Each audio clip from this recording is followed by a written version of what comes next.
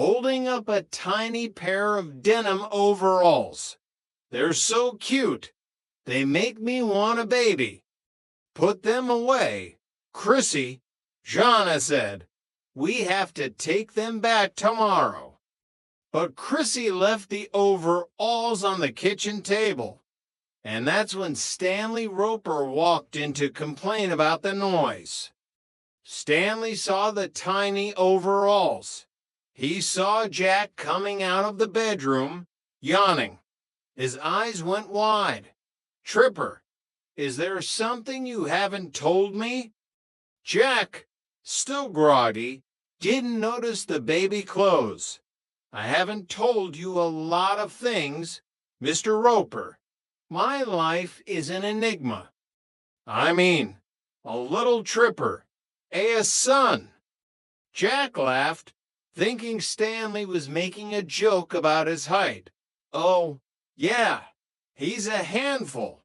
Very demanding. Cries all night. Stanley staggered back. I knew it. I knew all that lifestyle stuff was a front. You're a father, and you're raising a child in my building. Against the rules. Rule number 1, no dogs or babies. Stanley shouted.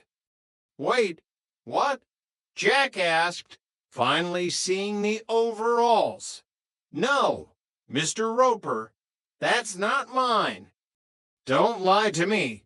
Tripper, you just said he cries all night. I was talking about my conscience. Jack scrambled. Stanley dashed downstairs to tell Helen. Helen, it's a scandal. Tripper has a secret baby. He's probably hiding him in the closet. Within an hour, the news had spread. Helen arrived at the door with a tray of cookies and a hand-knit blanket. Oh, Jack, I'm so happy for you. Where is the little angel? There is no angel, Mrs. Roper, Jack shouted. It's a laundry mistake. It's okay, dear, Helen whispered. We won't tell the authorities. Every child deserves a home, even if his father is, well, you. Jana and Chrissy tried to explain, but the Ropers were already in grandparent mode. Stanley even started measuring the hallway for a stroller ramp, though he grumbled about the cost of the wood. The climax came when Larry Dallas arrived with a real baby. Hey guys, Larry said, carrying a gurgling 6-month-old. This is my nephew, Buzzy. My sister needed a sitter for an hour. Can I leave him here? Stanley and Helen, who were standing in the hallway, saw Larry walk in with the baby. There he is. Stanley pointed a finger. The secret Tripper. That's not a Tripper, that's a Buzzy. Larry confused. I see the resemblance, Helen cried. He is Jack's nose, and his lack of focus. He's my nephew, Larry shouted. It took 3 hours, a birth certificate from Larry's sister, and a very angry phone call from the laundromat to convince the Ropers of the truth.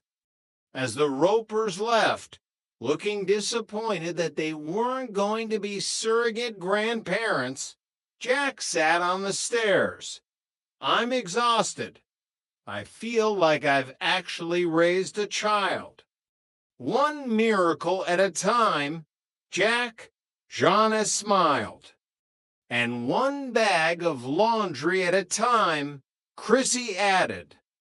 Chapter 33, The Camping Trip from Hell. To celebrate their survival of the baby fiasco, the roommates decided to get away from the city. Larry Dallas had convinced them that a weekend in the Los Padres National Forest was exactly what they needed. "I've got all the gear," Larry promised. "Tents, sleeping bags, a portable grill that only smokes a little bit. It'll be great. Fresh air, mountain water, and no ropers." They arrived at the campsite late Friday afternoon. The gear turned out to be a collection of patched canvas and a grill that was missing two legs. "Larry," Jana said, looking at the leaning tent, "this looks like a crime scene from the gold rush." "It's vintage," Larry insisted. "It has character." The weekend was a series of escalating disasters. First, Jack tried to cook a campfire coke oven and ended up attracting a very large, very hungry raccoon. "Go away," Jack hissed, waving a spatula at the masked intruder. "This is a private dinner." The raccoon stole the chicken and Jack's left shoe. "Now I'm a one-legged chef," Jack moaned, hopping around the fire. Then it started to rain, not a gentle drizzle, but a torrential downpour that turned the campsite into a mud pit. The vintage tent leaked in 16 different places. "We're sleeping in a bathtub," Chrissy cried, clutching her soggy pillow. "Think of it as an indoor water feature," Larry suggested from under a plastic tarp. By Saturday morning, they were cold, wet, and miserable. Jack decided to go for a hike to dry off, which made no sense, but he was desperate. He ended up getting stuck in a thicket of poison ivy. "It's everywhere," Jack screamed, running back to camp and scratching frantically. "I'm turning into a human strawberry." They packed up the car in record time. As they drove back to Santa Monica, the sun finally came out. "I hate nature," Chrissy announced.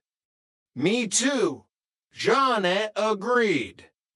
"I like nature," Larry said, "but I think nature has a restraining order against us."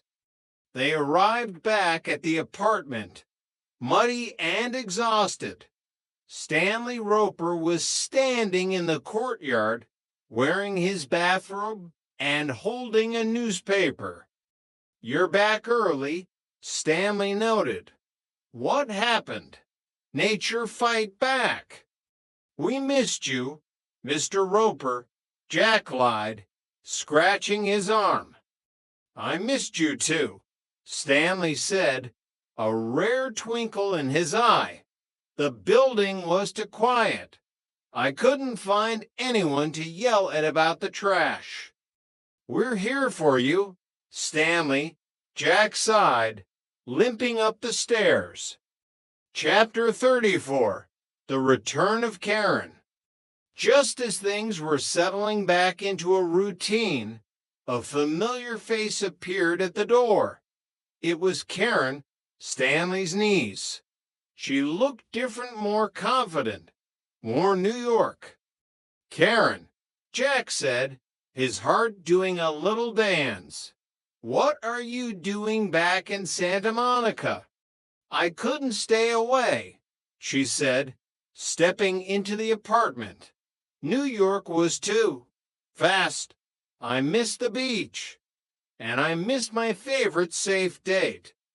Jack felt a surge of adrenaline. Safe. Oh, right. Still safe. Like a padded cell. "I told Uncle Stanley I was coming back for a visit," Karen explained. "But he's even more paranoid than last time. He's hired a security consultant to watch the building. A security consultant